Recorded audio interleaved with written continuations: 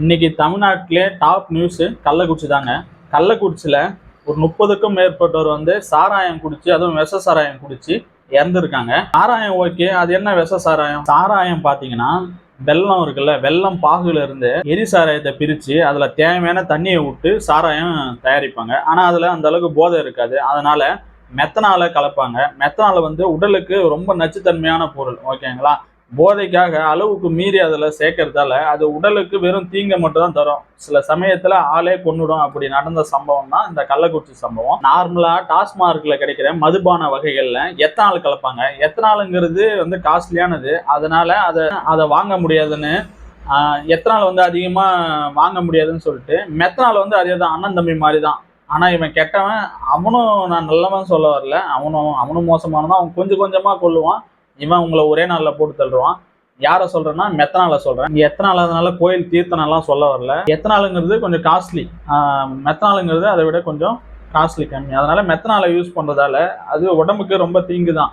இருந்தாலும் அதை அளவுக்கு மீறி யூஸ் பண்றதால அதோட பாதிப்பு இன்னைக்கு பயங்கர ஒரு கோர சம்பவமா தமிழ்நாட்டில் நடந்திருக்கு. மெத்தனால அளவுக்கு மீறி அந்த சாராயத்துல சேர்த்ததால அது விஷ சாராயம் ஆகி இன்னைக்கு பல உயிர்களை காவு வாங்கியிருக்கு. இதோட எண்ணிக்கை இதோட நின்று போச்சா அப்படின்னு நீங்க கேட்டீங்கன்னா கண்டிப்பா இல்லை. இன்னும் அதிகமாயின்னு தான் இருக்கும். இன்னும் 100க்கும் அதிகமானவர் உயிருக்கு ஐசியூ வார்ல போராடிட்டு தான் இருக்காங்க. இன்னைக்கு டேஸ்டுக்காகவும் நிறைய வேதிப்பொருள்கள் உணவுல கலக்கப்படுது. அதுல மெத்தனாலும் வரும். 2 மில்லிக்கு மேல, அதாவது ஒரு குழந்தைக்கு டானிக் கொடுக்குறீங்களா, அது மேல இருக்க மூடி 5 மில்லி, அதுக்கும் கம்மியா பாதி 2 மில்லிக்கு மேல நீங்க போனாலே உங்க வயிற்றை மெத்தனால் கலந்தது என்ன பொருள் நீங்க சாப்பிட்டாலே உங்க வயிற்ற ஒரு கலக்கி விட்டுரும். 5 மில்லிக்கு மேல போனா உங்க இமை இருக்குல்ல, உங்க இமையில உள்ள இருக்க நரம்பு மண்டலத்தை பயங்கரமா பாதிக்கும். நீங்க எங்க இருக்கீங்கன்னு உங்களுக்கே தெரியாது. கை கால் மறுத்து போயிடும். 10 மில்லி தான்னா உயிருக்கே ஆபத்து. அப்ப எத்தனை மில்லி கலந்துருந்தா 3 மணி நேரத்துல இருந்து 6 மணி நேரத்துக்குள்ள இத்தனை உயிர் போயிருக்கும். ஒரு விஷம் உள்ள பாம்பு கடிச்சிச்சுன்னா விஷம் உடம்பு ஃபுல்லா பரவத்துக்குள்ள ஹாஸ்பிட்டலுக்கு கூப்பிட்டு போனா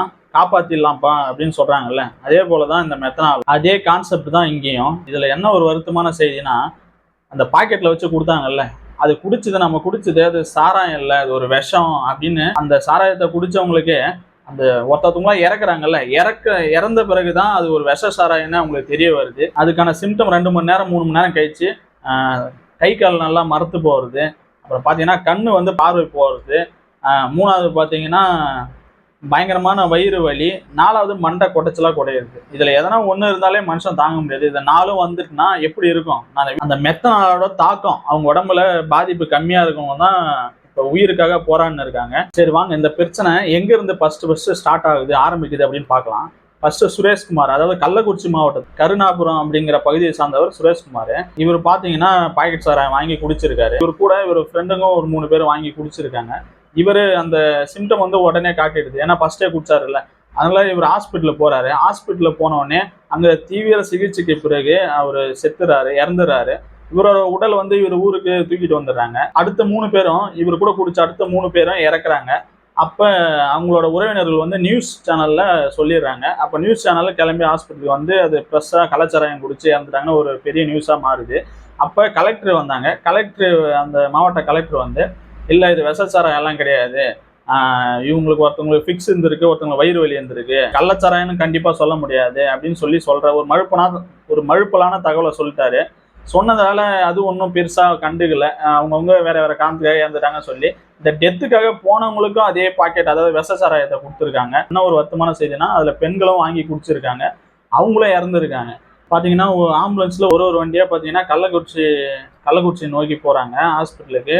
இங்க வர ஸ்ட்ரென்த்தை பார்த்துட்டு இங்க அந்த அளவுக்கு இடம் வசதியும் இல்லை, மருத்துவ வசதியும் கிடையாது அப்படின்னு சொல்லிட்டு விழுப்புரத்துக்கும் சேலத்துக்கும் ஜிப்மருக்கும் பிரிச்சு அனுப்புறாங்க. அங்க போற வழியிலே சில பேர் இறக்குறாங்க. அங்க போய் சிகிச்சை பலனின்றியும் ஒருத்தவங்களா இறக்க ஆரம்பிக்கிறாங்க.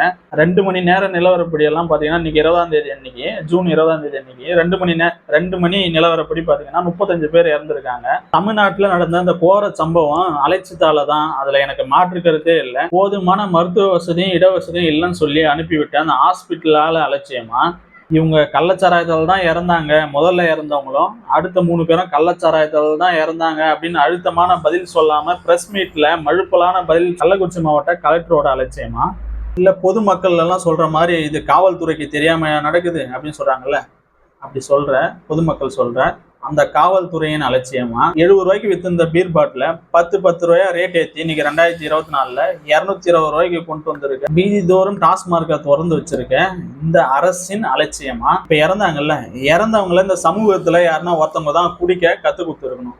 அப்படி பாத்தீங்கன்னா அந்த சமூகத்தோட அலட்சியமா இல்ல இறந்தவருடைய அலட்சியமா அப்படிங்கிறத மறக்காம கமெண்ட்ஸ்ல சொல்லுங்க. கண்டிப்பா சொல்லுங்க. இதை நிறைய பேருக்கு ஷேர் பண்ணுங்க நண்பா.